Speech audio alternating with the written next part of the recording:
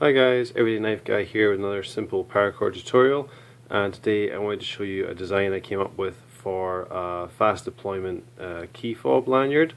And this is basically just coiled up paracord. There's roughly 6 feet in here, and as you can see it's a nice compact shape. You could put this on your keys as your main key ring, or just add it to a key ring alongside like a small multi-tool, various other things you keep on you at all times, and it's not really very obtrusive. Super lightweight, of course, because paracord weighs practically nothing, and you have 6 feet of useful cordage, and so that it's pretty fast deploying this. I'm not going to do this one just yet. I'm going to build another one here in a second just to show you how quick it is to make. Yeah, it's pretty fast deployment, and there's a number of styles for this you'll find online. I think mine's a little bit different from everyone else's. If you recognize this as being someone else's design, please let me know, but I think this is a bit of a hybrid of a couple of different ones as far as I'm aware. And yeah, I've been sitting playing around with this today, and decided to do a video on it because I've kind of refined it a little bit, and that's kind of where I want it to be. So it makes this key fob, as you can see, is nice and sturdy. There's no danger of that coming apart. It's fairly, robust, and yet you have quick cordage. So let's put that one aside and go ahead and get started on another one. So here I have 6 feet of 550 paracord. We're going to use most of this. It's hard to say exactly if I'll use the full thing, but we'll have between 5 and 6 feet in our key fob. So first thing I've done is just a simple overhand knot, maybe half an inch from one end. Okay, so we're going to start with this end, and we're basically just going to make a loop like so. I'm going to make this what, 3.5 inches, something like that, and then we're going to make a loop and bring it down underneath this little tail we have on the knot here, and take our cord back up like so, and just pinch it there. So that's what we have at the bottom. Okay, and then we're going to take our working end here, and about maybe half an inch from the end, we're just going to take that over a loop, and we're literally just going to start to coil that back towards this tail here. Okay, so we've done one loop around. So the key here, oops, I actually twisted that cord. I'm going to redo that. Key here is just keeping everything nice and taut as you go, and once you get this started it's a real breeze. So I just straighten out the cordage here. So we've started our twist there. It's going to keep going around, and it's actually easier if you can start to spin the whole thing. So I'm just going to use my fingers on this end and spin the whole piece around as we go, keeping the tension nice and tight with these fingers. If the camera will come back into focus. And also keeping an eye on what this is doing down here. Once we get down to the end, we can pop this tail back through our loop here. So we want to keep it like that. So we're just going to quickly spin around, just keep the cord coming nice and freely, keep the tension nice and tight, and make sure it doesn't twist over or anything like that. And we're going to come most of the way down to the end here. Probably about there is good. And then we're just going to come back on ourselves slightly and start twisting back up towards the other end. And again, keep the tension pretty tight, because you want this to be nice and solid when it's made. You don't want it to be loose or falling apart in your pocket or anything like that, because that's going to make a real mess of your keys. So you want it to be nice and tight and robust. Just keep twisting, twisting, twisting.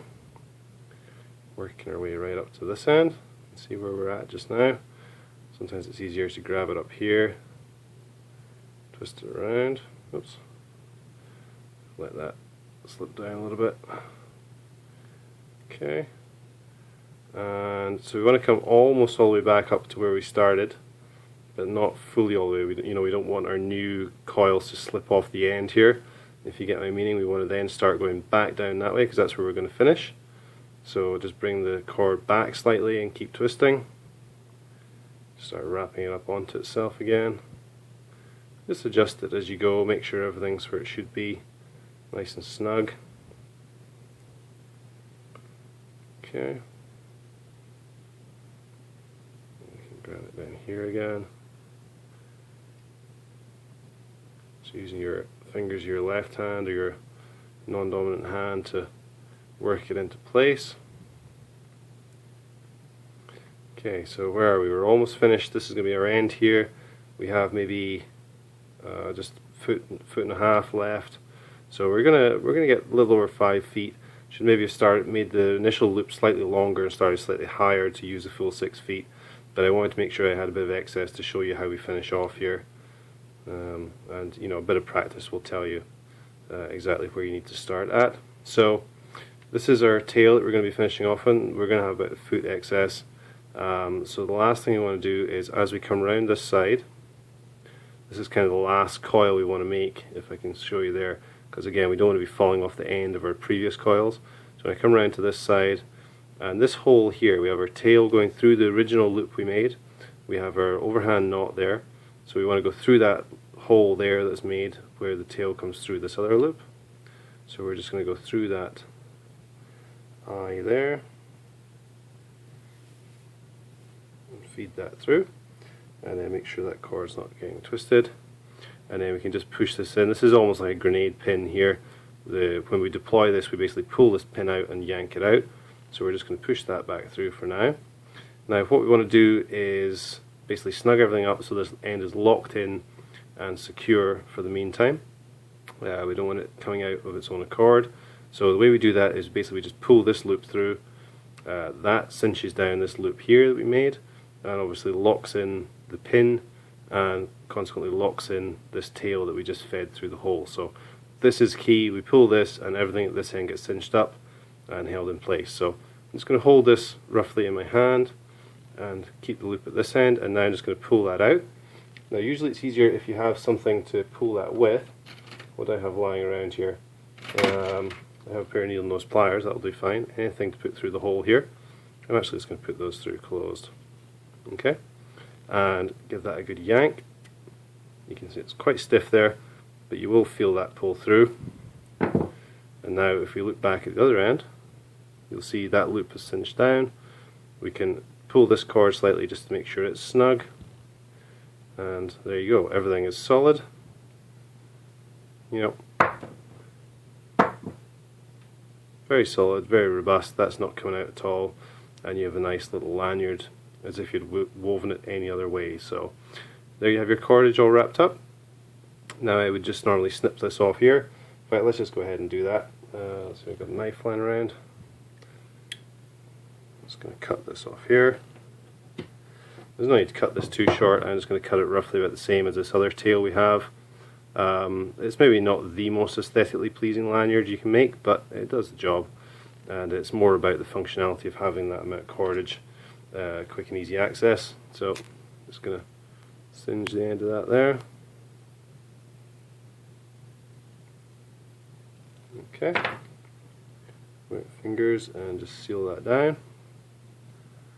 Okay, so there you see we have our two ends and our loop here to attach onto whatever we want to, bag, pack, keys, knife, whatever.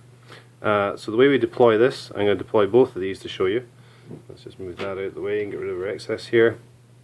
We're just going to pull out that grenade pin basically, which is this one here. So we're just going to work that through there. Now depending how much you cinched it down, this will either be difficult or fairly easy. You just have to work it out a little bit. Sometimes it will help if you twist the whole thing, just loosen it up slightly. And this one's fairly well stuck in there. There we go. Pop the pin out, and then our little overhand knot there, we're just going to grab that, give that a pull, and there we have our cord. Run that through your hands a couple of times just to straighten it out, and that's it. Let's go ahead and deploy this one as well. So let's focus on this and see where our pin is and stuff. Come on, camera. There we go. So you can see here everything's quite well cinched down. Here, if we pull this down slightly, you can see our pin. There's our knot there. This camera will ever focus. There's our knot there, our pin going through the loop, and here's our end. So we're just going to pull on this little bit here, just loosen that up slightly, give the whole thing a twist, and we should be able to just pull our pin out like so. There's our overhand knot. Pull that, run that through our fingers, whoops, catch another gear there, and there you have it. There's your cord, and this one was a full 6 feet there, coiled up in that one. So yeah, 6 feet is a fairly optimal amount, I think. You don't want it too fat or too long for being just on your keys.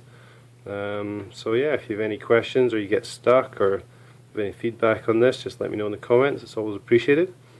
Thanks for watching, guys, and I'll see you in the next video.